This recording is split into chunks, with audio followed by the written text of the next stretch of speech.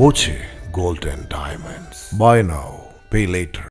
ഭരണം മാറിയതിന് പിന്നാലെ മരുത റോഡ് പഞ്ചായത്തിലെ മുൻകാല കരാർ പ്രവർത്തികളെ കുറിച്ച് സമഗ്ര അന്വേഷണം വേണമെന്ന ആവശ്യം ശക്തമാവുന്നു. മരുത റോഡ് പഞ്ചായത്ത് രൂപീകരിച്ചതിന് ശേഷം നാളിതുവരെ CPM മാത്രം ഭരണത്തിലേറിയ പഞ്ചായത്തിൽ ഇക്കഴിഞ്ഞ തദ്ദേശ തിരഞ്ഞെടുപ്പിലാണ് കോൺഗ്രസ് അധികാരത്തിലെത്തിയത്. സമയത്ത് ആ റോഡിന് പരാതി കൊടുത്തപ്പോൾ ഒരു ഭയപ്പാടുണ്ടാകുമെന്ന ആലോചിച്ചായിരുന്നു അന്ന് ഈ റോഡിൻ്റെ പേരിൽ പരാതി കൊടുക്കായിരുന്നു. ഇന്നിപ്പോൾ ഉദ്ഘാടനം കഴിഞ്ഞ് മാസങ്ങൾ കഴിയുമ്പോഴത്തേക്കും ഇതിനമ്പള്ള റോഡിനേക്കാൾ കൂടുതൽ വിണ്ട് പൊളിഞ്ഞ് വളരെ ശോചനീയ അവസ്ഥയിലാണ് ഈ കാണുന്നതെല്ലാം. ഇതിനർത്ഥം ഏറ്റവും വലിയ അഴിമതിയാണ്.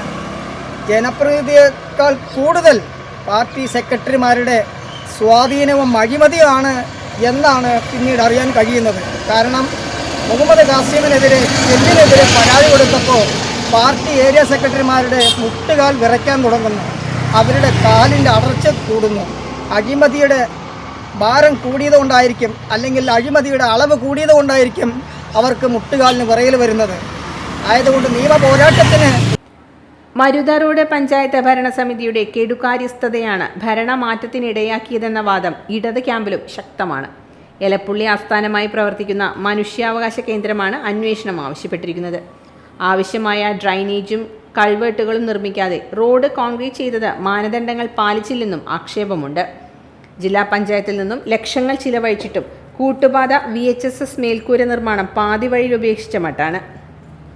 ഇത്തരത്തിൽ മരുത റോഡ് പഞ്ചായത്തിലെ നിരവധി നിർമ്മാണ പ്രവൃത്തികൾ അശാസ്ത്രീയതയും കെടുകാര്യസ്ഥതയും നിറഞ്ഞതാണ്. അഴിമതി ലക്ഷ്യം വെച്ച് നടത്തിയ നിർമ്മാണ പ്രവൃത്തികൾക്ക് പിന്നിൽ ഉദ്യോഗസ്ഥ രാഷ്ട്രീയ കരാർ കൂട്ടുകെട്ടാണെന്നും കഴിഞ്ഞ 10 വർഷത്തിനകത്ത് നടന്ന നിർമ്മാണ പ്രവൃത്തികൾ അന്വേഷണ വിധേയമാക്കണമെന്നും മനുഷ്യാവകാശ കേന്ദ്രം ഡയറക്ടർ കൃഷ്ണൻകുട്ടി ആവശ്യപ്പെട്ടു. മരുതോട് ഗ്രാമപഞ്ചായത്ത് ഓഫീസിൻ്റെ മുമ്പിലാണ് ഈ കാണുന്നതാണ് മരുതോട് ഗ്രാമപഞ്ചായത്ത്. ഈ മരുതോട് ഗ്രാമപഞ്ചായത്ത് ഉണ്ടായതിന് ശേഷം ഇന്നോളം വരെ 2025 ഡിസംബർ 11 തെരഞ്ഞെടുപ്പ് വരെ ഇടതുപക്ഷത്തിൻ്റെ കയ്യിലായിരുന്നു. എന്നാൽ 2021-25 കാലഘട്ടം വരെ ഭരിച്ച പ്രസിഡന്റിൻ്റെയും ഭരണാധികാരികളുടെയും കെടുകാര്യസ്ഥതയും തീവെട്ടിക്കൊള്ളയുമാണ് ഈ പഞ്ചായത്ത് നഷ്ടപ്പെടാനുണ്ടായ കാരണം. അതിനുദാഹരണമാണ് പടളിക്കാട് ഗവൺമെൻറ് LP സ്കൂളിൻ്റെ കുഞ്ഞു മുറ്റത്ത് അനധികൃതമായി വിദ്യാഭ്യാസ വകുപ്പിൻ്റെ അനുമതിയില്ലാതെ, ഭരണാനുമതിയില്ലാതെ ആ കളിസ്ഥലത്ത് അനധികൃത നിർമ്മാണം നടത്തിയത്. അന്ന് നമ്മൾ ഇടപെട്ട് പരാതി കൊടുത്തതിൻ്റെ അടിസ്ഥാനത്തിലാണ് സ്റ്റോപ്പ് മെമ്മോ കൊടുത്ത് ഇപ്പോഴും അവിടെ നിൽക്കുന്നത്. അതുപോലെ തന്നെയാണ് കൂട്ടുപാതയിൽ നിന്ന് കോട്ടേക്കാട്ടിലേക്ക് വരുന്ന റോഡിലെ 73 ലക്ഷം വെച്ചുകൊണ്ട് വൻ തീവെട്ടിക്കൊള്ള നടത്തി ഉദ്ഘാടനം കഴിഞ്ഞ് മാസങ്ങൾക്കുള്ളിൽ അടർന്ന് പൊട്ടിപ്പൊളിഞ്ഞു പോയിട്ടുള്ളത്. അതുപോലെ തന്നെ ഈ പഞ്ചായത്തിൻ്റെ വിവിധ മേഖലയിലുള്ള വൻ അനധികൃത റോഡ് നിർമ്മാണത്തിൻ്റെ പേരിൽ, വികസനങ്ങളുടെ പേരിൽ നടത്തിയിട്ടുള്ള ഈ വെട്ടിക്കൊള്ളയും തട്ടിപ്പുമാണ് ഈ പഞ്ചായത്തിൻ്റെ ഭരണ പോകാനുണ്ടായിട്ടുള്ള കാരണങ്ങൾ.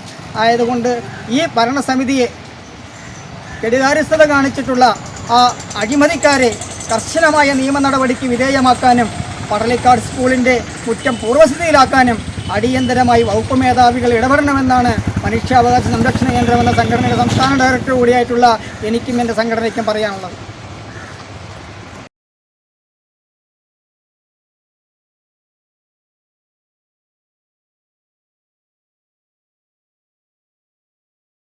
Time Kids Preschool, Mannannur road, Vaniyamkulam.